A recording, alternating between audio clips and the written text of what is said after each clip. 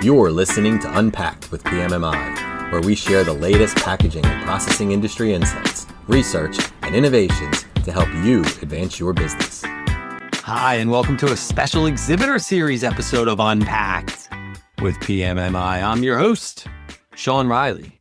Trade shows can be a powerful tool in your marketing arsenal. Hear from Jay Menashe, Senior Director, Strategy and Growth at Exhibitus Incorporated, and learn how to justify your trade show ROI for continued engagement in 2026 and beyond. Let's have a listen. So with all the fancy introductions out of the way, welcome to the podcast, Jay. Thank you. Really excited to be here. Oh, the pleasure is all ours. So we're talking trade shows, and to kick things off, let's say I've decided that I'm at a company and we should be in a trade show. How am I selling that? What tips have you picked up along the way to help me take my case to management that say, guys, we need to be in this trade show. We need to be exhibiting. How am I selling this to the upstairs people? Yeah, taking their own words and using them against them. You take those overarching goals for the company and show how any event will ladder up to reach those. Trade shows are such a great opportunity for lead generation. So if you're talking to company goals, we want to increase pipeline by X dollars, or we need our sales and revenue to be here, there's no better place with a higher concentration of those types of people to be. Interesting. That is a good way of turning goals back in that favor. You touched on leads, and I've been covering trade shows for years. You always hear about quality leads versus quantity leads. And I guess the thing that I've always thought about is how can you really control who's coming into your booth? How am I determining that I'm going to get quality ones versus just getting a bunch of quantity ones? So how do exhibitors create more high quality leads? Can they? And what factors are determining whether something's a high quality lead versus, a lower quality one? I don't think it's really about controlling who comes into your space, because it should be welcoming to everybody unless you're literally closing off the borders of your space, which in most cases I push against doing that in the first place.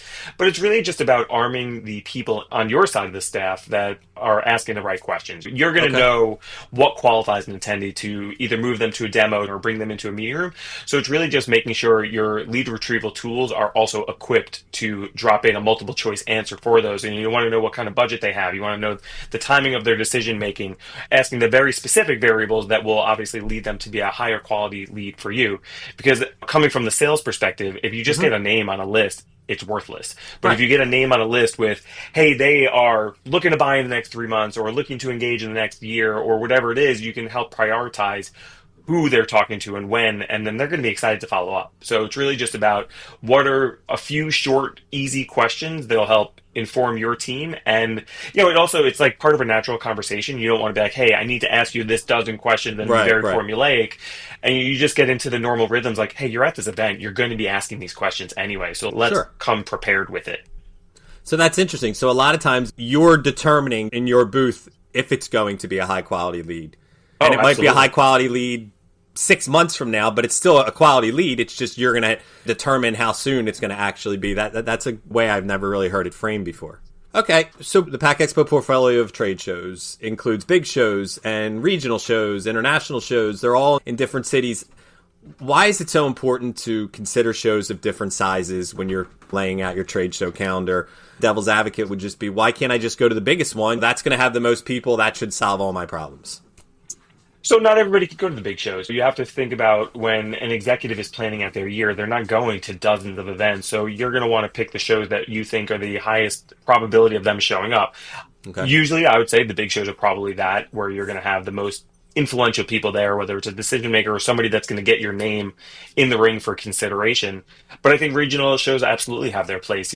Some of the best shows I've been to from an attendee standpoint has been at those regional shows where it's like, hey, it's down the road for me. I couldn't get to Pack Expo, the national show, so let me go to the one nearby. So I can at least see the latest trends, talk to some connections I've had over the past, and redevelop those relationships in different areas like that.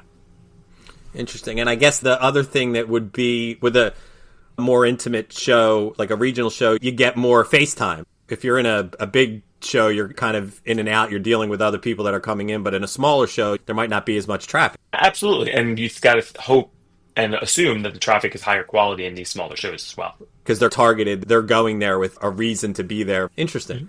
So, PAC Expo also offers a variety of sponsorships and speaking opportunities. The innovation stages, for one, are some speaking opportunities. If I'm an exhibitor, I'm thinking that's taking me out of my booth. So how is that helping me? What are the benefits of participating in sponsorships or speaking opportunities at a show? So I think there's a lot of reasons to do it. I think it's hard to differentiate yourself when you're just in the booth. A lot of the same companies, they're saying the same things. They have the same products and services that they're selling. So if you're showing that you're a thought leader and you're providing value on top of just what you're selling, it's just an easy way to, A, drive people to quality traffic to your booth. Because if they listen to you speak and they're hearing what you have to say, they want to know more. They're like, oh, wow, that's somebody I could definitely work with, or that's somebody that can help me get better at my job. So to tap into one of those sponsorships and be on a speaking stage, especially in an innovation area, that's going to help you drive that quality traffic we were talking about earlier. Personally, I'm always drawn to booths that have stuff in action, machinery in action. So what do you suggest for companies that are exhibiting for demoing a product on site at a show? Is there any tips for that? What do you suggest?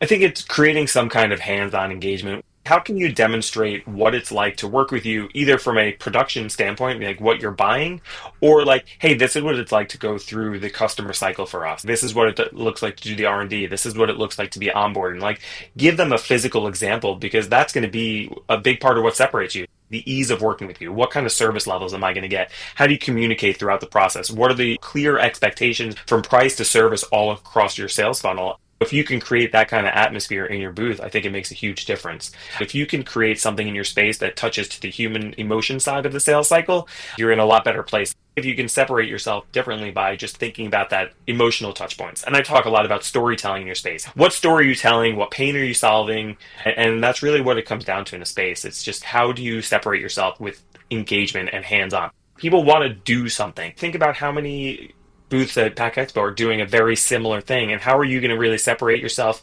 If they had 15 conversations that are solving the same problem, how are you standing out? We were the booth that did it completely differently, and we brought you into our story. I think that's a great way to separate yourself. Very good.